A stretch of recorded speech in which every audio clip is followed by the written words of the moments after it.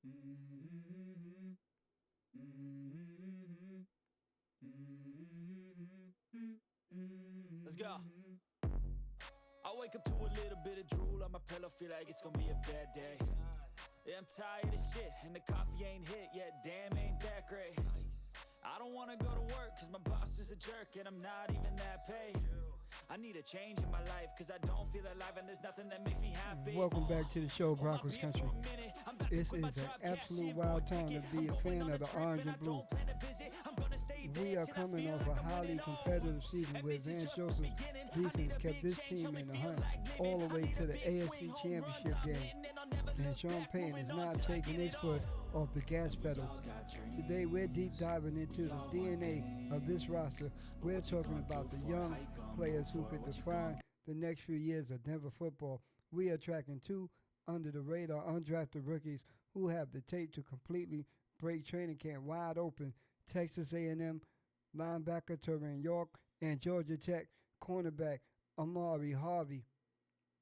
Plus, we talk about last year's first-round gem, Jade Barron, who is sitting on one of the most fascinating positional log jams in the entire NFL. And finally, what is George Payton cooking up on the trade market after pulling off the absolute heights for Jalen Waddle earlier this spring? Grab your coffee, lock in, and let's get into it. Let's start in the middle of the defense with a player who is already being called one of the most exciting undrafted free agent signings in the entire league, Terran York out of Texas A&M. Now, when York declared as a junior, a lot of draft analysts scratched their heads because he didn't check the typical on the hoof physical boxes. He measured at 5'11", 226 pounds in a league obsessed with 6'3" prototypical coverage linebackers. York slipped entirely through the cracks during the draft weekend.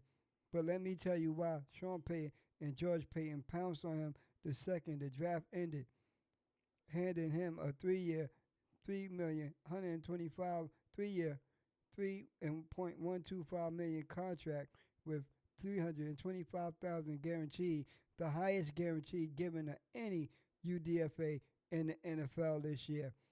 Over 3 seasons in the brutal SEC, York started every single game. He racked up 229 total tackles, 25.5 tackles for loss, 6.5 sacks.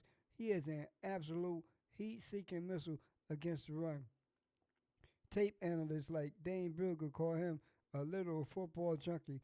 He anticipates plays before the snap, diagnoses blocking schemes instantly, and has elite reaction skills. He plays much faster than his testing numbers because his brain processes the game at an elite level. Look at Denver's linebacker history. Alex Singleton, the heart and soul green dot of this defense, was an undrafted free agent himself. York has the exact same gritty, hyper, instinctual profile with his elite special teams utility and high defensive floor. Expect York not to only make the 53-man roster, but push for defensive snaps by midseason. Moving on to the second level, to the secondary.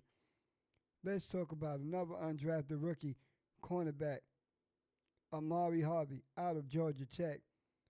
If Terran York is the high-floor, high-Q addition, Amari Harvey is pure developmental clay with immense athletic upside.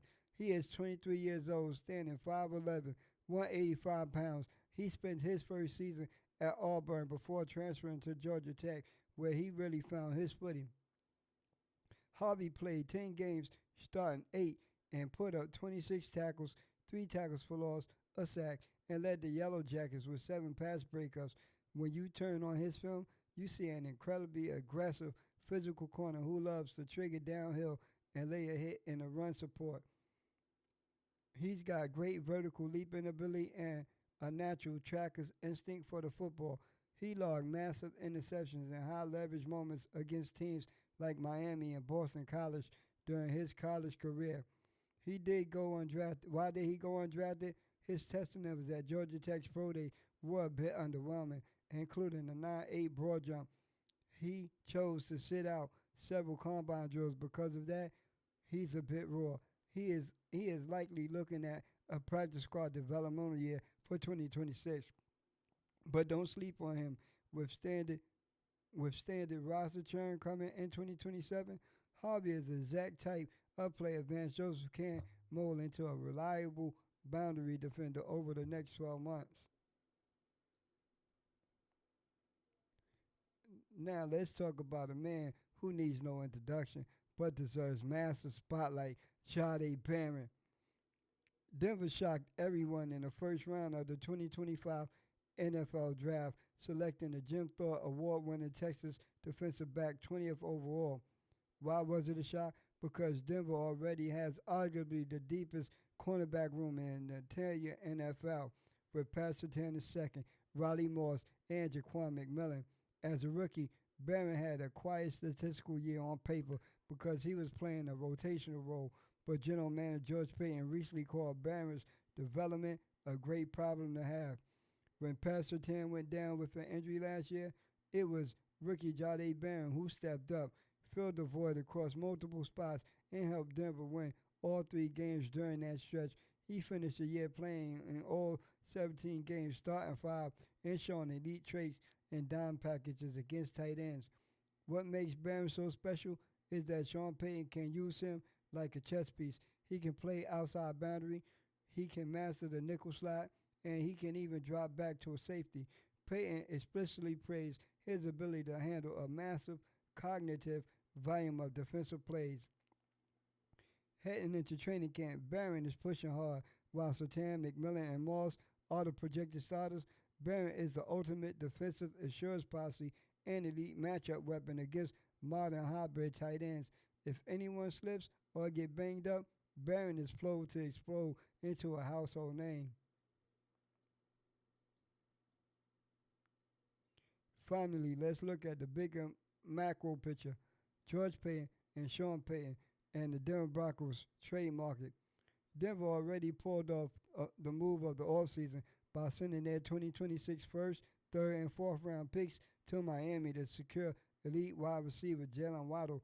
That move completely changes how defenses have to play Denver. It stretches the field horizontally and vertically for Bo Nix, and it's going to open up a massive running lanes for J.K. Dobbins, R.J. Harvey, and Jonah Coleman. But the rumors are far from over. Let's look at the 2 areas where the rumor mill is spinning the fastest. Denver needs more dynamic production from the tight end spot to fully unlock Sean Payton's playbook. Evan Ingram is currently entering the final year of his deal with a hefty $14.14 million cap charge.